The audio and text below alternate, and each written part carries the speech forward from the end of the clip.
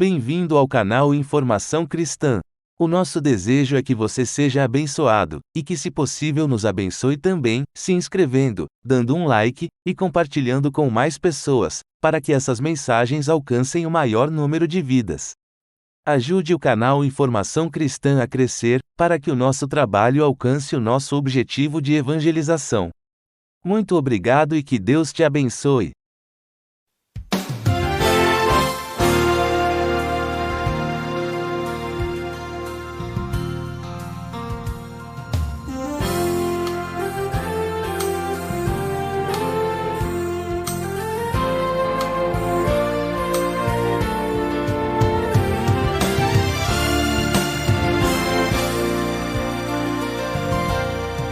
Vivemos em uma sociedade profundamente influenciada pelo pós-modernismo. Estamos na era das muitas ideias, conceitos e valores. Como viver em família nesta era? Como criar filhos nesta época, quando parece que eles é que sabem de tudo? O Encontro com a Palavra está apresentando a série Família. Vamos ao programa de hoje com o pastor Edson Bruno.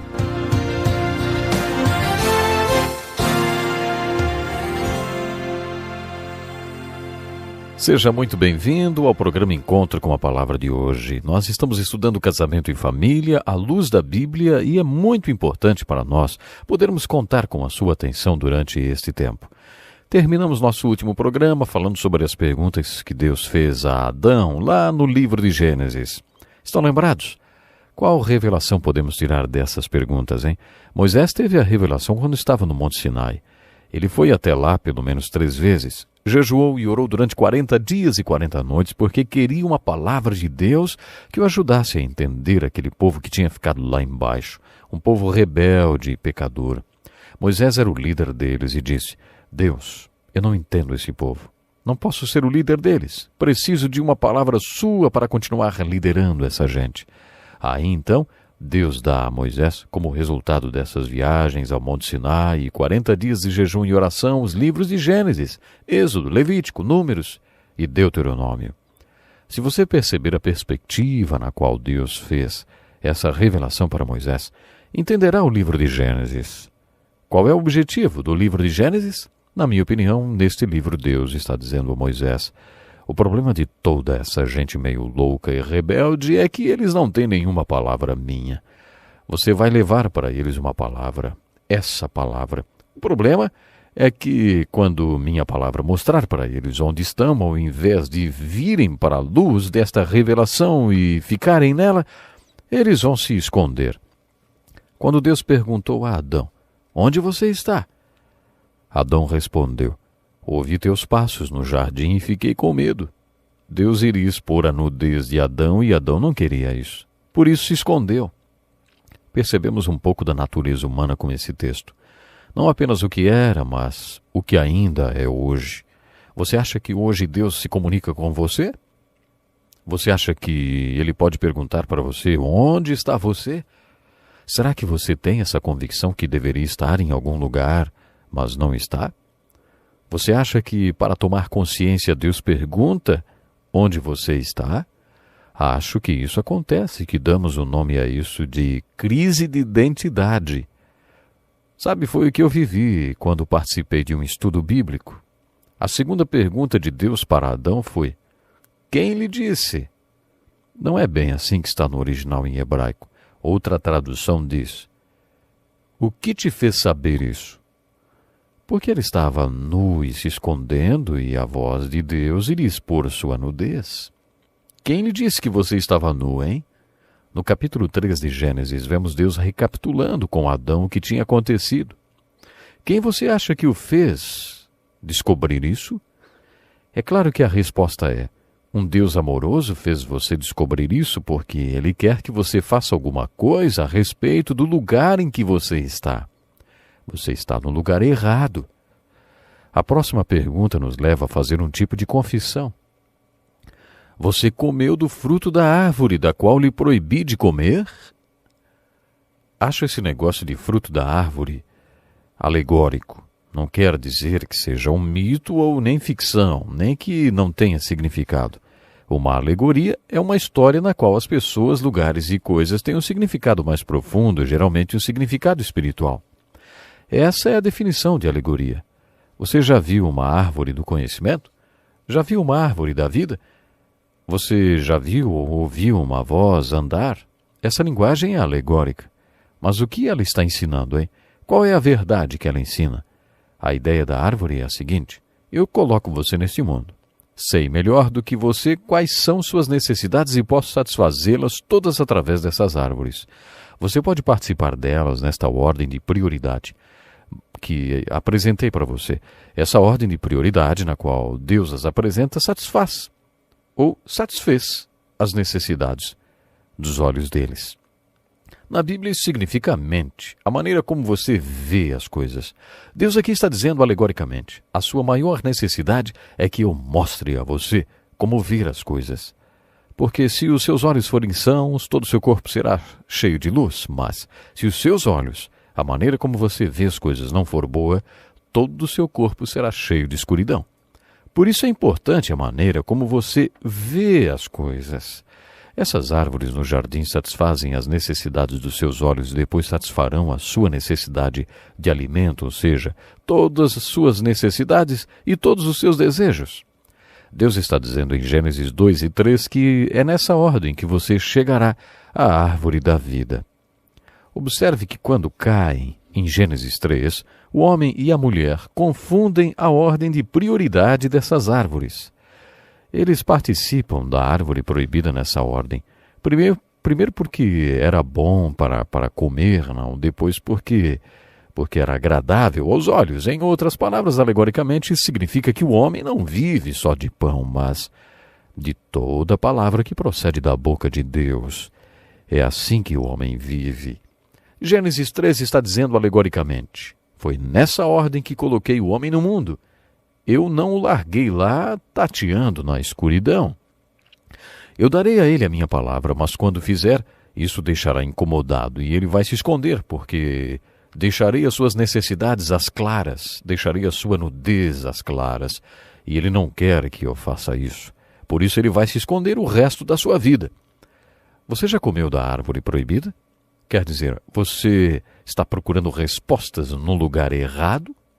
De onde você tem tirado os seus conceitos e definições sobre os papéis da mulher e do homem no casamento? Da cultura da nossa sociedade ou da Bíblia, hein? Outra maneira de fazer a mesma pergunta é: você está comendo das árvores certas ou das árvores erradas, hein? No Salmo 1 encontramos a definição do homem abençoado e também quais são suas bênçãos. Logo no começo lemos que ele é abençoado porque não segue o conselho do ímpio. Pense nisso por um minuto. Ele não segue o conselho dos ímpios e por isso ele é abençoado. E você, hein? Segue o conselho dos ímpios?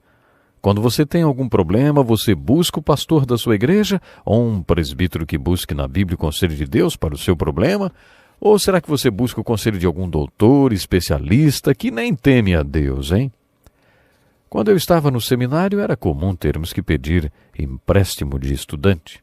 E em frente ao banco onde fazíamos o empréstimo e a ajuda financeira, havia um quadro com os dizeres: se você é tão inteligente, por que não é rico? E nós seminaristas achávamos mesmo que sabíamos tudo. Essa era uma boa pergunta. Deveria haver um tipo de pergunta dessas para todo mundo, né? Se você é tão esperto, por que não é feliz, hein? Se você é tão sabichão e acha que os conceitos e padrões da cultura da sociedade são melhores do que os da Bíblia, por que seu casamento está essa droga, hein? Será que você vai continuar a buscar conselhos dos ímpios para o seu casamento ou vai voltar para os padrões de casamento e família que estão nas Escrituras, hein? Você acha que deve continuar a comer do fruto da árvore errada? Bom, a quarta pergunta que Deus fez a Adão foi: que foi que você fez, hein? A palavra confessar é composta de duas outras: falar e a mesma coisa. Confessar significa falar a mesma coisa. Em outras palavras, concordar com Deus, dizer a mesma coisa que Deus diz. Você acha que Deus não sabia as respostas para as perguntas que fez a Adão? Se você é um bom pai e diz para seu filho para ele não ir para a rua e ele vai, aí você dá umas palmadas nele. Mas antes disso, você faz a pergunta: o que é que seu pai falou, hein? Para não ir para a rua. O que é que você foi fazer, hein? O que você fez? Eu fui para a rua, ele diz. A essa altura, seu filho já está em agonia, mas é assim que temos que fazer. Você precisa ter certeza que eles entenderam o que fizeram de errado antes de disciplinar. Deus está fazendo exatamente isso em Gênesis 3. O que foi que você fez? Ele sabia o que eles tinham feito, mas queria ouvi-los dizer a mesma coisa que ele tinha dito que não fizessem. De onde você vem e para onde você vai? Essa é uma pergunta profunda para quem já refletiu sobre sua própria identidade pessoal, sobre sua identidade, sobre a vontade de Deus para a sua vida. Esse é o tipo de pergunta que gosto de fazer na virada do ano. Durante muitos anos pastoreei uma igreja onde era costume termos, na noite de 31 de dezembro, um culto de vigília, de 3 horas à luz de velas. Durante esse culto eu dava um relatório aos membros sobre o que Deus estava fazendo na igreja. Durante 14 anos Deus não fez muita coisa ali, por isso eu odiava a noite do 31. Afinal, o que eu ia falar para aquela gente? Eu tinha que falar por 1 hora e não tinha nada para falar, porque Deus não estava fazendo nada. Nunca vou me esquecer de uma tarde quando eu estava dirigindo meu carro para uma visita no hospital e ouvi pelo rádio do carro um comentarista falar o seguinte: parece que em certos lugares o ano que vem não vai trazer muita esperança de melhora. Parece que em países onde a situação está difícil, o ano que vem continuará sendo o mesmo. E ele continuou: lembro-me de clamar em voz alta para Deus. Não, eu não aguento mais outro ano igual a esse. Se o Senhor me der mais um ano igual a este, eu desisto. Foi assim que clamei. No ano seguinte, minha mulher ficou doente, muitas outras coisas aconteceram, mudando toda a nossa vida. Quando orei, eu não aguento mais um ano como este, as coisas começaram a mudar. Às vezes precisamos chegar no ponto do desespero para clamarmos a Deus pedindo a mudança que Ele quer fazer em nossa vida. Isso nos leva de volta à pergunta: para onde você deveria estar indo? A pergunta que foi feita a Esaú, que vendeu seu direito de primogênito por um prato de sopa: quem é você? É uma pergunta muito séria. Quando ele teve que responder a essa pergunta, ele gelou, porque trocara tudo por um prato de sopa. No Evangelho de João, essa pergunta foi feita ao maior homem já nascido de mulher, de acordo com Jesus. Perguntaram a João Batista: quem é você? Ele não quis logo falar dele mesmo de saída, ele queria falar sobre Cristo. Não sou o Cristo. E então, quem é você? Essa não é uma pergunta interessante quando pensamos no nosso eu? O que você tem a dizer sobre si mesmo? João Batista respondeu: eu sou a voz que clama no deserto. Nada mais, nada menos do que isso. Ele era aquilo que tinha que ser. Jesus falou que João Batista foi o maior homem que já viveu. Mas o que é que ele tinha de tão especial, hein? Ele sabia quem era e sabia quem ele não era. Ele aceitou a responsabilidade que Deus havia lhe dado, a sua missão, assim como também aceitou as suas limitações. No próximo programa vamos abordar um pouco mais sobre esta realidade. Até lá então. Que lição importantíssima.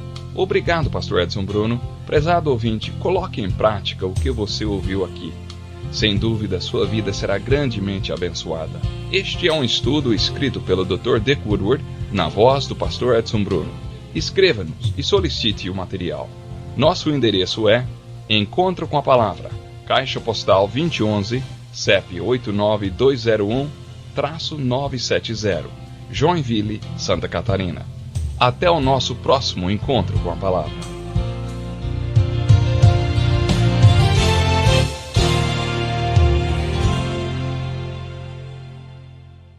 Obrigado por ter assistido um vídeo do nosso canal Informação Cristã.